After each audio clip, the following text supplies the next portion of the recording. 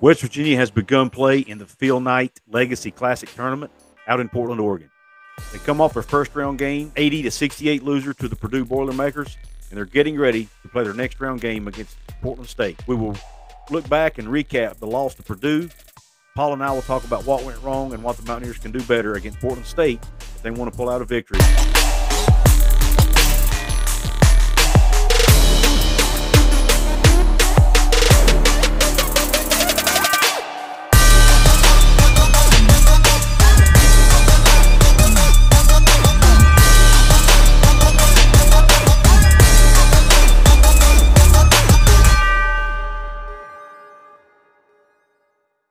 This is Couz.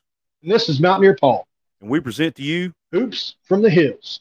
Welcome into the show, guys. We appreciate you joining us here on Hoops from the Hills as we recap West Virginia's 80-68 loss to Purdue and then preview their upcoming game against Portland State.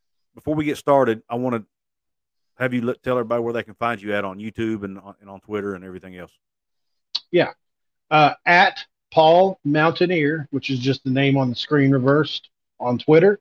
And then the name, as you see it underneath me, Mountaineer Paul Talks Football, is where you can find me on YouTube and where I have a show that's grown pretty fast.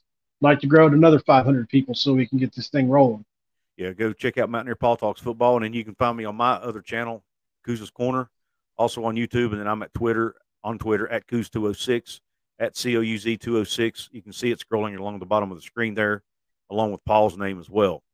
So let's dig into the show real quick, Paul, and I want to get your initial thoughts on last night's game, on West Virginia's loss to Purdue, the 80-68 loss. What are your initial thoughts, and what do you think went wrong in that game? It was a disappointment. You know, it really was. I honestly think later on in the year, West Virginia is going to be a good basketball team, and the team you saw last night isn't going to be the team that's playing late in the year. That's my prediction. I hate to talk about Jose Perez because he's not a part. He's a part of the team, but he's not playing yet. But I do believe he will add whenever Keaty's in foul trouble like he was last night, or he just wasn't playing well, and Joe comes in and he had to take the load all himself like that. We need another guard, which Jose is, that can really put the ball in his hands and score. Because right now, Joe Toussaint and Eric Stevenson are the only two players that have been doing that consistently. So I think Jose Perez is going to add a huge added benefit to this offense. Defensively, we played at a pretty high level. Zach Edey he's going to be a problem for no matter who he plays. So, but overall, I think the team, that's not the best this team can play. And I think Purdue played close to their A game. They really did. They shot the lights out of it, and they really played tough defense. I posted last night on Twitter, I felt like we needed to be the more physical team. That wasn't the case last night. And Bob Huggins really looked like he was upset about that in the postgame. Yeah, I agree with you. I felt like Purdue was getting the loose balls earlier than we were. They were playing smarter than we were. A couple of different times they were able to dive on the floor for loose balls, and they called timeout as soon as they got it. Whereas West Virginia was getting loose balls and trying to make passes from the floor or, do other things with it that was really kind of careless instead of calling timeouts. And those sound like little small things, but those little small things add up over the course of a game when they start happening, multiple times. And then Edey, he's 7'4". The guy's really hard to defend. And, as Paul and I were talking before we got on air, yes, he's big, but most guys that size don't have good feet. They're a little bit gawky and uncoordinated, and they aren't always really good with the ball in their hands. But Edey's not like that. To me, he's a good player. He moves his feet well. He's got that pretty hook shot he can put up, but it's pretty much unblockable. You really have to know what you're doing to guard him. And, we had Jimmy Bell Jr. guarding him to start off with. And Jimmy's big enough to where he was able to body him up and try to keep him away from the basket as much as possible. But Jimmy got in foul trouble and stayed in foul trouble pretty much the whole game. And I thought that really hurt us, not having that big body on the floor to guard Edey enough. And then when they brought in Mitchell or not Mitchell, but when they brought in Waggy or Okonkwo, those guys just weren't big enough to push Edey off the block.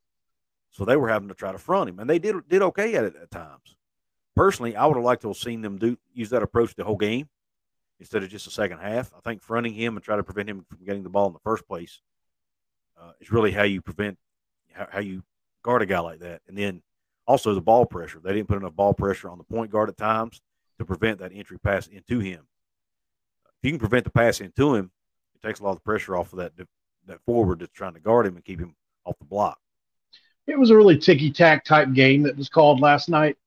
I don't think we were allowed to be as physical, especially with Edey, as we wanted to be. Mm-hmm. Like you said, we were talking before, and I pointed out that steal that Eric Stevenson almost had, where he came from behind and swiped the ball out. Even the broadcast team said that was, they didn't think that was a foul at the time, and so I don't know if we were able to guard him completely like Bob wanted to. Either way, it was a tough matchup, man, and it's why he was the thumbnail for the video we did the other day, because he deserves that much attention. Right. Thankfully, we don't play too many players like him the rest of the way. Right. Yeah, he's definitely a matchup problem. But Hugs in his post-game press conference said that they had been preparing for him for 2 weeks, so he didn't. To him there was no excuses. They knew how to guard him. They went over how to guard him, and I guess they just didn't execute it the way they wanted to. And I agree with you on the fouls. I actually put a post on Twitter last night that got a little bit of pushback, but because I wasn't blaming the referees on the outcome of the game, because I still think we would have lost the game. But when you take a team out of what they do, and West Virginia plays that physical, hard-nosed style defense, and when the referees are calling ticky-tack fouls, it's human nature for those guys to want to back off and play less aggressively, which then opens Purdue up to be able to move the ball around and do what they want to do. And I felt like the referees, especially early on in the game, were calling the game extremely ticky-tack, like you said. And to me, that plays in to Purdue's hands, because yes, I'm not saying Purdue doesn't guard and play defense, but I don't think they're as aggressive as West Virginia is on the defensive end of the floor. Yeah. When they've got the guy that's 7'4", you've got to be physical with a guy like that. Like you said, they have the advantage. But it still made West Virginia have to play a little differently than probably how they wanted to play. Real quick, I want to look at the stats from the game last night, just to give our audience an idea of what. Because if you really look at these stats statistically, I thought West Virginia matched up pretty well with Purdue, actually closer than I thought. West Virginia shot the ball only 41.3% from the court. Purdue shot 51.1%. You allowed a team to shoot 51%, especially 47% from three, like Purdue did, it's going to be a long day. I don't care who you're playing, especially when you're only shooting 22.7% from three and they're shooting 47. They made 8 3-pointers to our 5. And then you go down here to free throws. West Virginia was only 11 of 17, only 65% basically from the line. And then Purdue shot 28 free throws, 11 more than us, and made 24 of those. So they automatically have there's the game right there. We lose by 12. They had a 13-point advantage from the free throw strike. So there's your game. Yeah. And then, and of course, that's 85.7% that they shot from the line. Rebounding, I actually thought, I was surprised to see that we only got out rebounded by 4 last night, because I thought, from watching the game, I honestly thought it was a much bigger margin than that, because it looked like they were getting everything.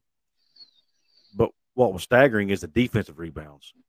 They had 25 defensive rebounds to our 16, and I thought that was a huge factor in the game. Now, the fact they've got a 7'4" guy doesn't help that, but he wasn't getting every rebound. I think he only ended up with 10 or 11 rebounds or something like that. He wasn't the only guy getting rebounds. West Virginia has to do a better job of rebounding the basketball.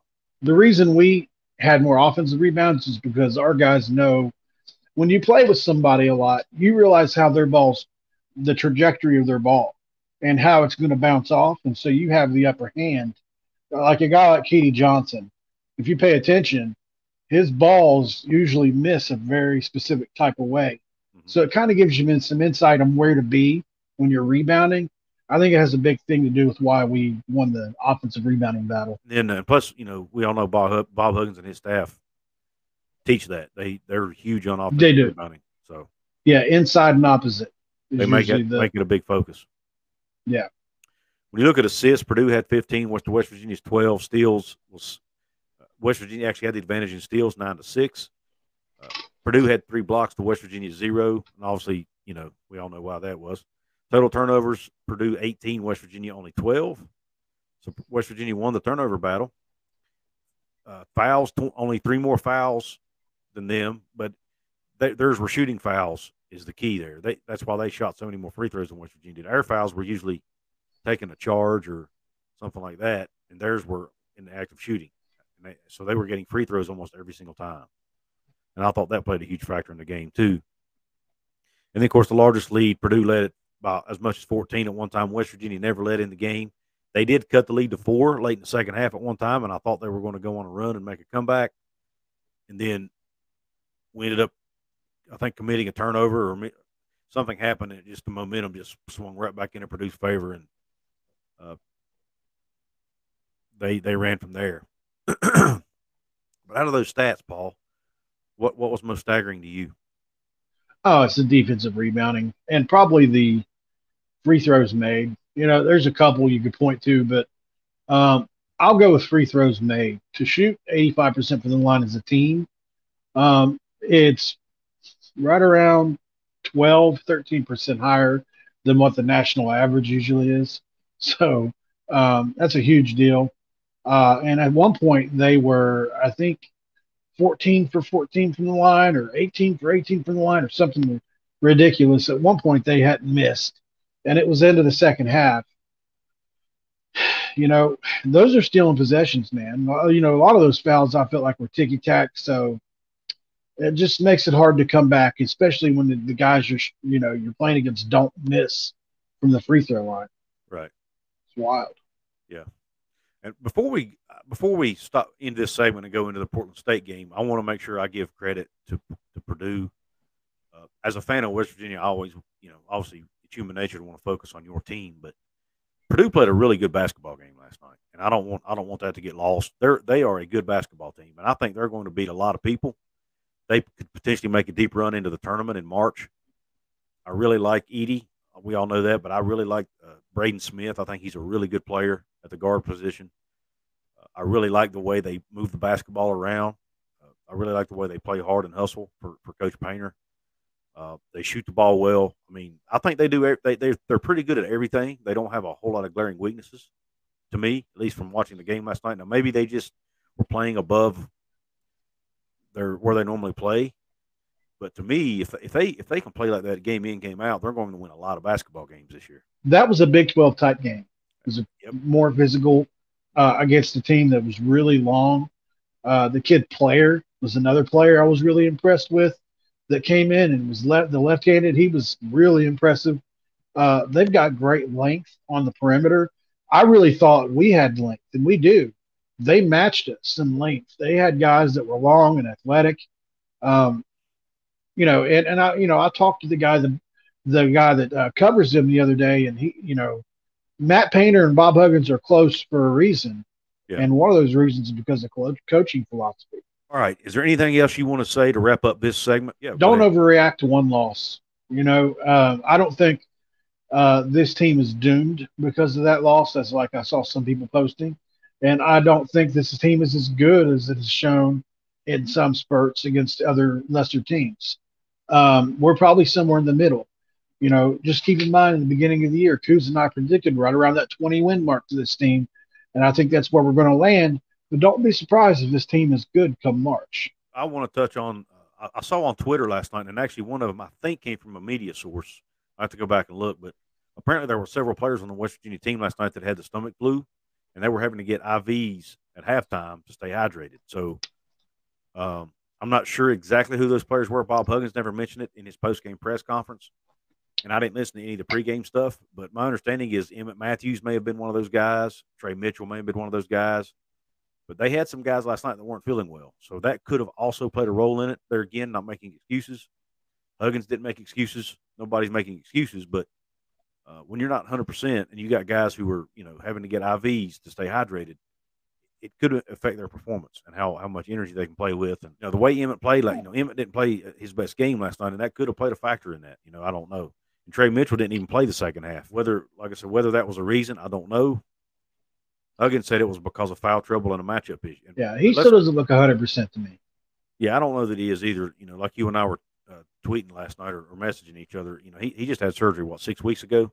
So yeah, it may take him a while to get back to 100%.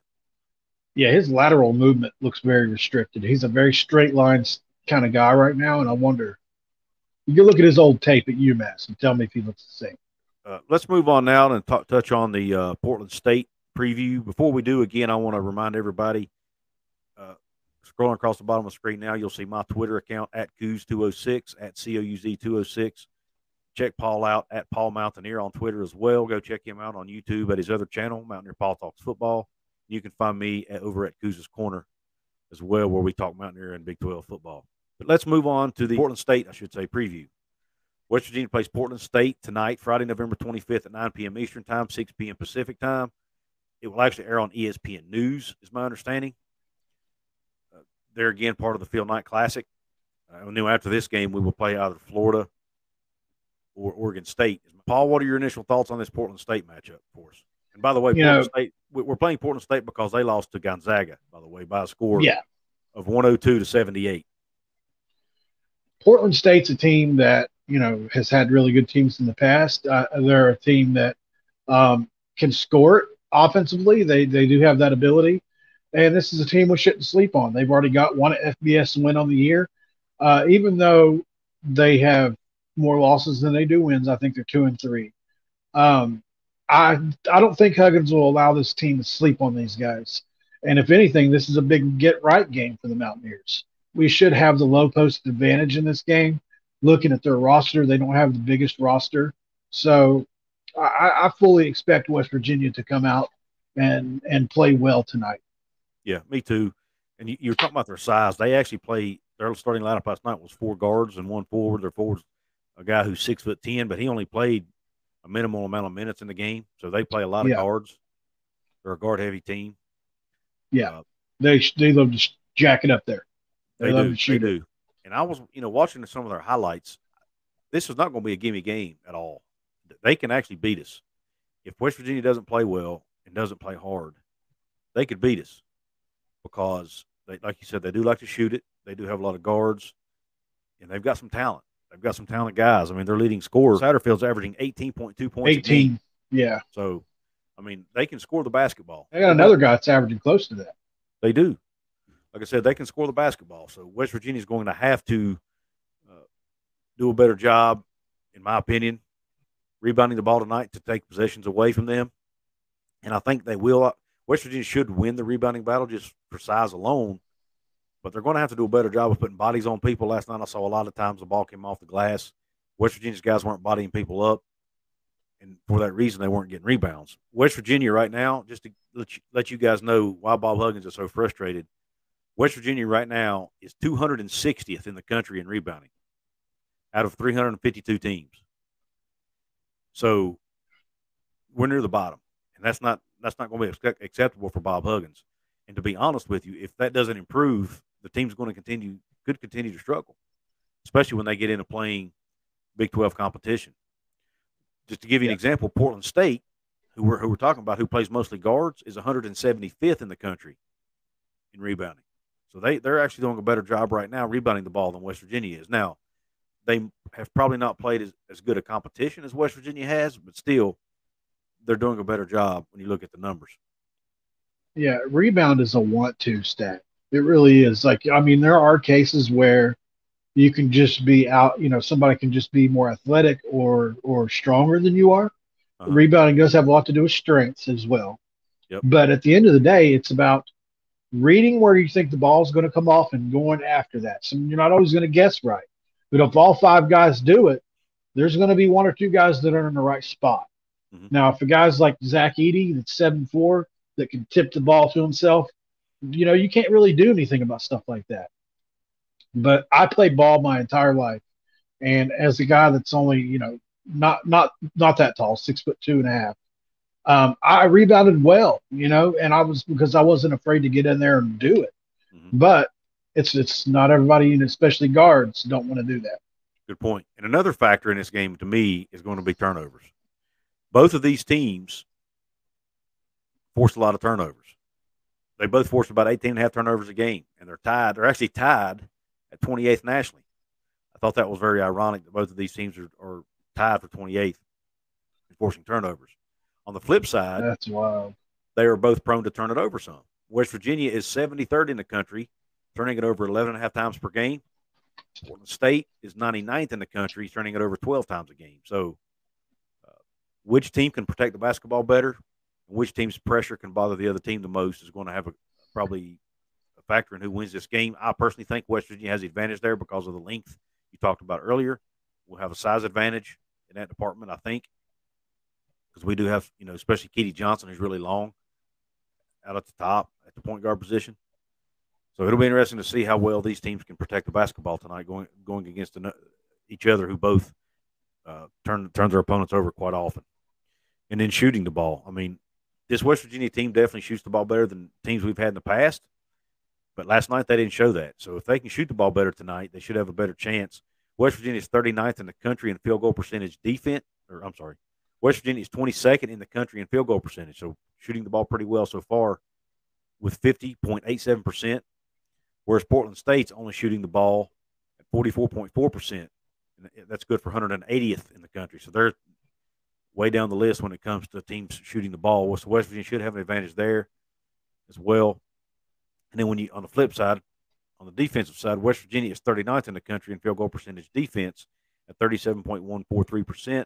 Portland State is 44th at 37.4%. So they're pretty close in that category. So both teams do a pretty good job defending the shot. What are your thoughts on that, Paul? Yeah, I thought that was interesting that the teams were tied for the turnover at 28th.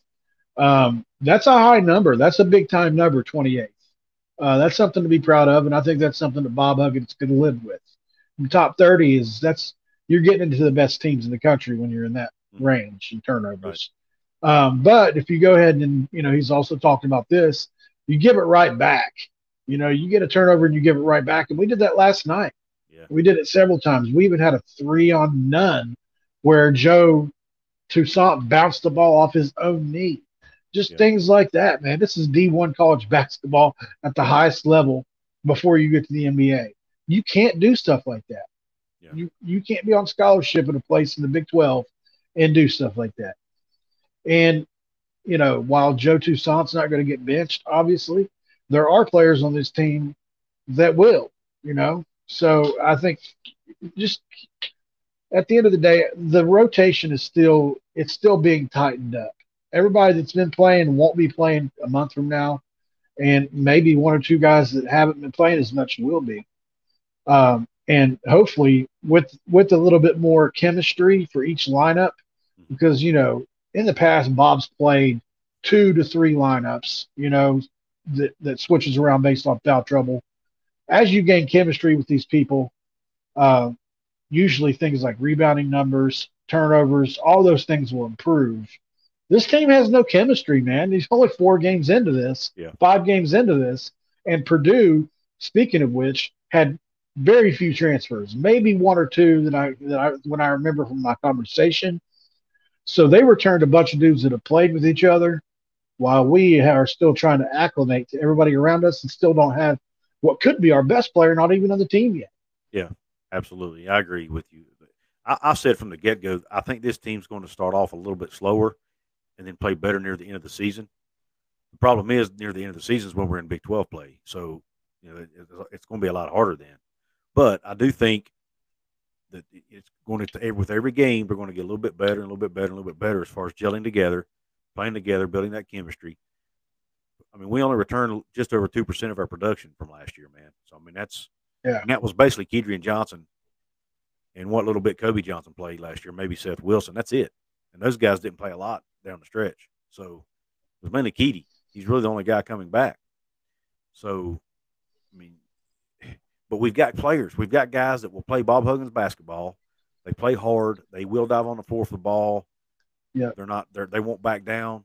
I mean, last night they didn't back down. I was proud of their effort last night. I mean, the game looked like it was out of hand, but they just kept fighting back. And yeah, we didn't like the result. But at least I know that he's got a team right now that's not going to give up and hang their head when times get tough, which at times I felt like last year's team did. So I really like the makeup of the team. It's just, can they get it all together and gel together in time to win some of these big, because they got the number 1. They got the toughest schedule in the country, according to some outlets out there. So it's not going to get any easier. It's not going to get any easier. We probably dodged a bullet by not having to play Gonzaga tonight. I don't know if we're ready for a high-level team like that. Yep, I said the same thing. I saw somebody on Twitter say that they were upset that we weren't going to get to play Gonzaga and Duke the next 2 games. And I said, it's probably a good thing we're not, because I don't think we're ready for them. They need some more games together before they're ready to start playing. I mean, I think they proved that last night. They need some more games together to gel, to get comfortable, and to just get used to playing this level of competition. I mean, not saying they haven't in the past, because most of these guys transferred from other Power 5 schools, but they haven't done it together. That's the difference, and they haven't done it playing under Bob Huggins and his style and his system. That there's a huge difference playing for one coach versus another, because they all want to do things differently. Especially like Joe Toussaint, who comes from a totally different style of offensive style coaching. Yeah, absolutely. Even though he was a distributor on that team, it blows my mind he wasn't used to score a little bit more though, because he can fill it up. Yeah, I think that's one thing. One reason he wanted to come play at West Virginia was because he knew he would get that opportunity. But all right, guys. Paul, any last words? Oh, let's do a score prediction real quick. What is your score prediction for this game? My score prediction is going to be 89-70. I think West Virginia pulls it out. I think 89-70 is about right. I think this team is very capable of winning by more than 19 points tonight. But if they don't come to play, it can get scary. I think the team will come out tonight. I think they'll shoot the ball a lot better, and I think West Virginia wins the game. I'm not quite sure we cover, though. I'm going to say West Virginia 82, Portland State 70. I think Portland State's a better team than what their record shows. Could be. They played a tough schedule. Yeah, and they did beat Oregon State, who's a Power 5 team. So they are capable of beating a Power 5 team if they bring their A game. All right. Well, Paul, I appreciate you hopping on. Appreciate you, man. Everybody, please, once again, please don't forget to subscribe to this channel. Me and Paul's decided to do our basketball content on a separate channel here, so that we can kind of keep it separate from our football stuff and give you guys an outlet. If you want to check out West Virginia Mountaineer basketball content, you can just come straight here and check it out. We'll also do a few stuff on just Big 12 in general, anything regarding the Big 12. So please subscribe to the channel. Help us get this thing to 1,000 as quick as we can. Please like this video. That helps hit that YouTube algorithm. Leave a comment below. Let us know what your score prediction is going to be for this game. Do you think West Virginia covers, or do you think Portland State's going to keep it under that 15-point number? Or, hey, do you think Portland State can win this game? We want to hear your thoughts on it. And last but not least, please share this out with anybody who likes West Virginia basketball, Big 12 basketball. Let them know about Hoops from the Hills, so they can come check us out, and hopefully they'll like what they see here on the channel. Paul, any last words from you? Let's go Mountaineers. Let's do it. You guys, don't forget our other channels, Mountaineer Paul Talks Football, Couz's Corner. Please sub us up there as well if you haven't yet. Until the next show, we're out.